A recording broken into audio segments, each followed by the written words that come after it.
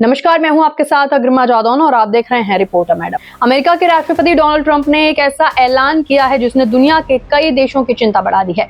Trump ने साफ शब्दों में कहा है कि अगर कोई देश अमेरिकी डिजिटल सेवा देने वाली कंपनियों पर डिजिटल सर्विस टैक्स यानी कि डिजिटल सेवा कर लगाता है तो अमेरिका ऐसे देशों पर 1000% तक अतिरिक्त टैरिफ लगाएगा।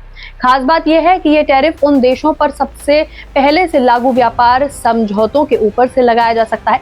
ट्रंप का ये बयान ऐसे समय आया है जब यूरोपीय संघ यानी कि यूरोपियन यूनियन के साथ अमेरिका का व्यापार समझौता अंतिम चरण में है। वहीं भारत और अमेरिका के बीच भी ट्रेड डील को लेकर बातचीत तेज हो चुकी है और दोनों देश इस साल के अंत या फिर अगले साल की शुरुआत तक समझौते को अंतिम रूप देने की कोशिश कर रहे हैं।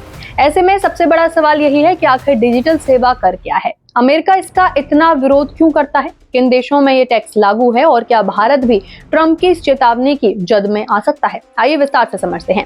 तो सबसे पहले जानते हैं कि डिजिटल सेवा कर यानी कि डिजिटल सर्विस टैक्स आखिर होता क्या है। दरअसल ये एक ऐसा टैक्स है जो अलग अलग देशों की सरकारें उन बड़ी टेक कंपनियों पर लगाती हैं जो उनके देश में रहकर डिजिटल सेवाओं के जरिए कमाई करती हैं। उनमें ऑनलाइन विज्ञापन, social media platform, search engine और डिजिटल मार्केट प्लेसेस जैसी सुविधाएं भी शामिल होती हैं। यानी अगर कोई विदेशी कंपनी किसी देश के करोड़ों ग्राहकों से कमाई कर रही है तो उस देश की सरकार चाहती है कि वो कंपनी वहां भी टैक्स चुकाए। डिजिटल सेवा कर की सबसे खास बात यह है कि ये पारंपरिक कॉर्पोरेट टैक्स से बिल्कुल अलग होता है। सामान्य कॉर्पोरेट टैक्स कंपनियों के मुनाफे पर लगाया जाता है, लेकिन डिजिटल सेवा कर सीधे कंपनी के उस देश में होने वाले कुल राजस्व यानी कि कमाई पर लगाया जाता है। यानी अगर कोई कंपनी उस देश में मुनाफा कम दिखाए या बिल्कुल भी मुनाफा ना दिखाए तब भी उसे टैक्स देना पड़ सकता है। और यही वजह है कि बड़ी टेक कंपनियां लंबे समय से इस टैक्स का विरोध करती रही हैं। अब सवाल उठता है कि आखिर अलग अलग देश ऐसा टैक्स क्यों लगाते हैं? इसकी वजह भी काफी दिलचस्प है। दुनिया की कई बड़ी डिजिटल कंपनियों का किसी देश में बड़ा ऑफिस या फिर फैक्ट्री नहीं होती, लेकिन वे वहां के ग्राहकों से अरबों रुपए की कमाई करती है। अक्सर ही कंपनियां अपना मुनाफा ऐसे देशों में दिखाती हैं जहां टैक्स की दर कम होती है। ऐसे में जिन देशों के उपभोक्ताओं से कमाई होती है उन्हें टैक्स का फायदा नहीं मिल पाता।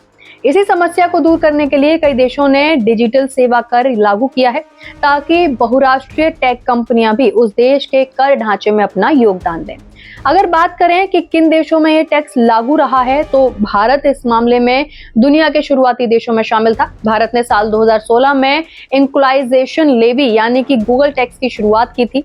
इसके तहत विदेशी डिजिटल कंपनियों की ऑनलाइन विज्ञापन सेवाओं पर 6% टैक्स लगाया जाता था।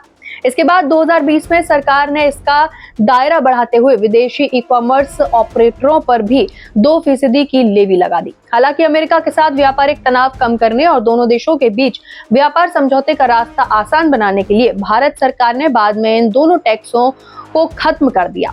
2% इक्वलाइजेशन लेवी को 1 अगस्त 2024 से हटा दिया गया, जबकि डिजिटल विज्ञापन सेवाओं पर लगने वाली 6% लेवी को 1 अप्रैल 2025 से पूरी तरीके से समाप्त कर दिया गया। भारत के अलावा ब्रिटेन भी 2020 में 2% डिजिटल सेवा कर लागू किए हुए है। ये टैक्स उन बड़ी कंपनियों पर लागू होता है जिनका वैश्विक राजस्व 50 करोड़ पाउंड से अधिक और ब्रिटेन से होने वाली कमाई 2.5 करोड़ पाउंड से ज्यादा होती है। वहीं फ्रांस ने साल 2019 में 3% डिजिटल सेवा कर लागू किया था, जो फेसबुक, अमेजॉन, गूगल और एप्पल जैसी बड़ी कंपनी पर लगाया गया है। अमेरिका के लगातार दबाव और धमकियों के बावजूद फ्रांस ने इस टैक्स को वापस लेने से इनकार कर दिया। फ्रांस के अलावा इटली, स्पेन और ऑस्ट्रिया जैसे कई यूरोपीय देशों ने भी 3% डिजिटल सेवा कर लागू कर रखा है, जबकि यूरोपीय संघ के कई अन्य देश भी इस तरह के टैक्स पर काम कर रहे हैं। अब सबसे अहम सवाल, अमेरिका इसका इतना विरोध क्यों करता है? तो देखिए, इसकी सबसे बड़ी वजह यह है कि दुनिया की सबसे बड़ी डिजिटल कंपनियां अमेरिका की हैं। गूगल की parent company alphabet, Meta, Apple और अमेजॉन जैसी कंपनियां वैश्विक डिजिटल बाजार पर हावी हैं। अमेरिका का मानना है कि डिजिटल सेवा कर वास्तव में इन अमेरिकी कंपनियों को ही निशाना बनाता है। अमेरिकी व्यापार प्रतिनिधि कार्यालय यानी कि USTR भी पहले फ्रांस, ब्रिटेन, स्पेन और ऑस्ट्रिया जैसे देशों के डिजिटल टैक्स की जांच कर चुका है और उसने इन्हें अमेरिकी कंपनियों के खिलाफ भेदभावपूर्ण बताया था। ट्रंप की ये नई चेतावनी ऐसे समय आई है जब यूरोपीय संघ ने अमेरिका के साथ व्यापार समझौते की समय सीमा पूरी करने के लिए अमेरिकी सामान पर टैरिफ कम करने को मंजूरी दी है।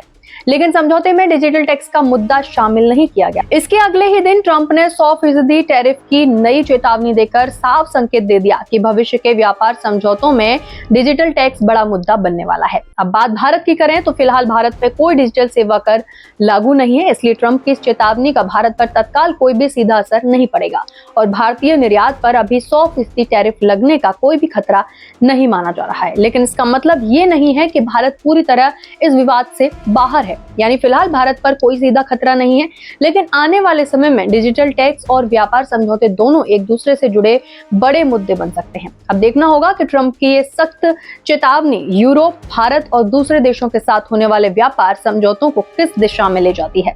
फिलहाल इस खबर में इतना ही। अगर आपको ये जानकारी पसंद आई हो तो वीडियो को लाइक करें, शेयर करें और चैनल को सब्सक्राइब करना ना भूलें।